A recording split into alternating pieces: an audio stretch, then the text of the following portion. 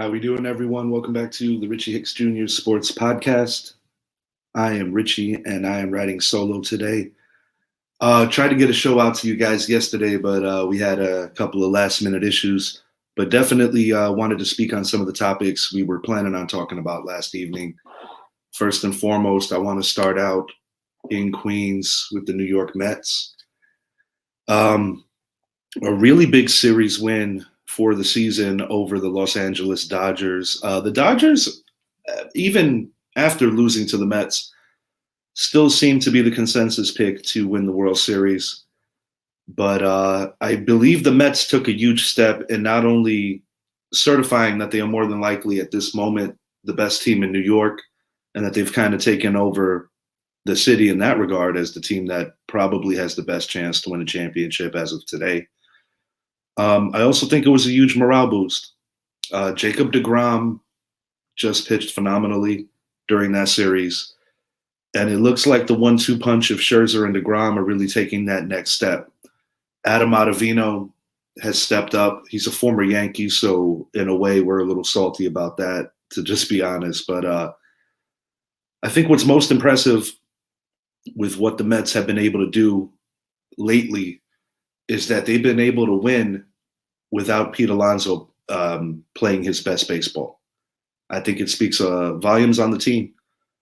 And Buck Showalter, more and more is looking like a genius hire for the New York Mets. And it really seems that basically the Carlos Beltran firing before he was truly able to manage a game because of some scandal going back to with his Astros affiliations, looks like it was a blessing in the grand scheme of things for the New York Mets. And speaking of Beltran, a story that's kind of funny, he was sporadically doing Yankee games earlier in the year. And pretty much since his absence from the booth, the Yankees have, it's coincided with other things you could point to, but the Yankees have been in quite a slide for the better part of 7 weeks.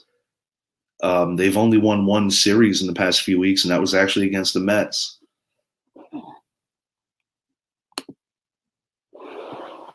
Rolling it over to the Yanks. Aaron Judge is continuing to chase history, but his team continues to struggle. They're having a lot of trouble consistently scoring runs and wasting a lot of good pitching performances.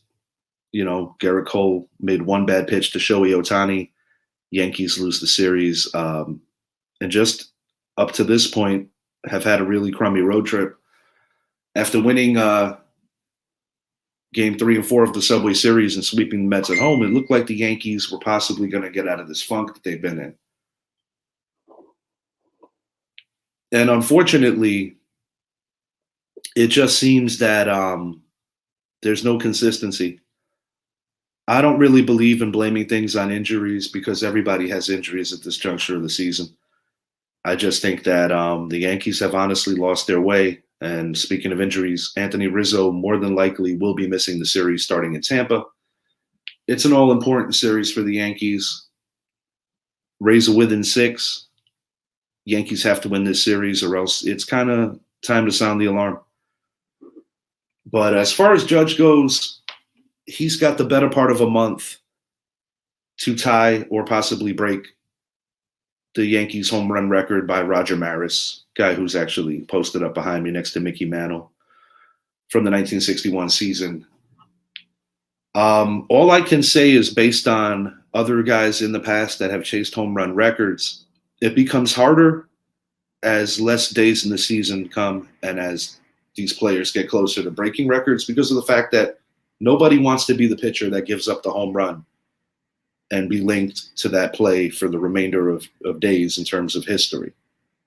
I do believe that Judge has a very realistic chance to achieve this, but he's going to not have as many good pitches to hit and get balls out of the park.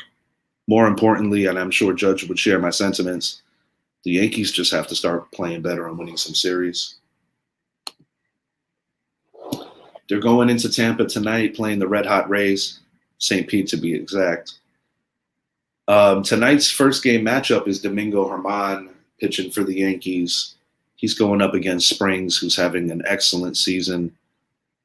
The Rays have not released their game 2 and 3 starters yet. For the Yankees, it's going to be Clark Schmidt and Frankie Montes. Although out of nothing more than blind faith and just believing that the Yankees are a much better team than they're playing, I'm going to predict that the New York Yankees win games 1 and 3.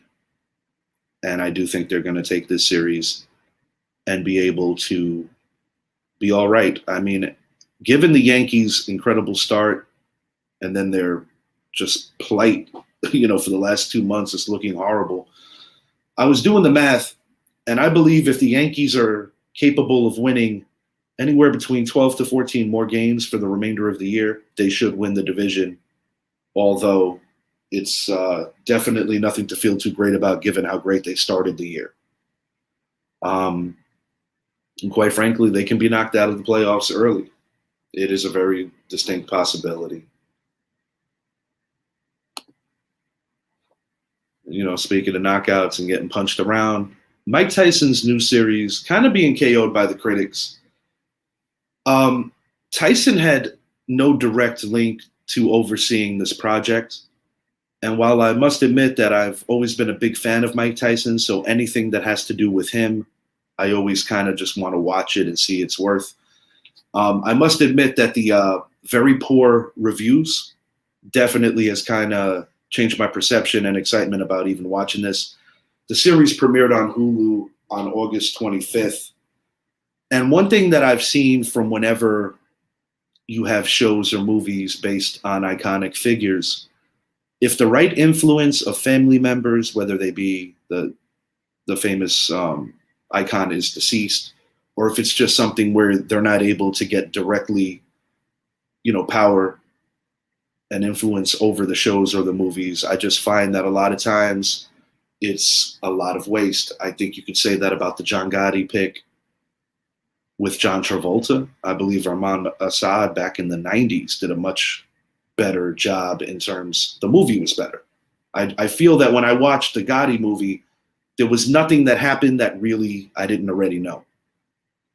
I feel that a couple of projects that they did with regard to Tupac Shakur always fall very short. And I don't really know if that has something to do with the estate or if certain members of the family are not involved. I really don't know the cause. I look at Biggie's movie versus Tupac, and I actually believe that the Biggie movie was a lot better. I just think the acting was better. I just think it was more accurate and more authentic.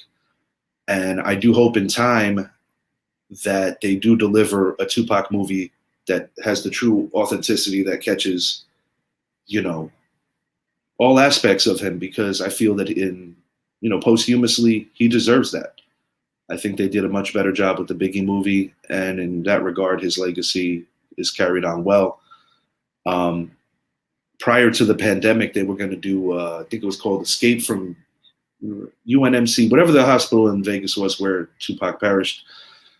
And basically the theme of it, by director Rick Boss, was that he escaped via helicopter and that he was hiding out with the Navajo tribe in New Mexico. And while I don't rule anything out, because there have been a lot of variables regarding that man's death, the bottom line is he hasn't come back for this many years, and I think it's time to just let the man rest in peace.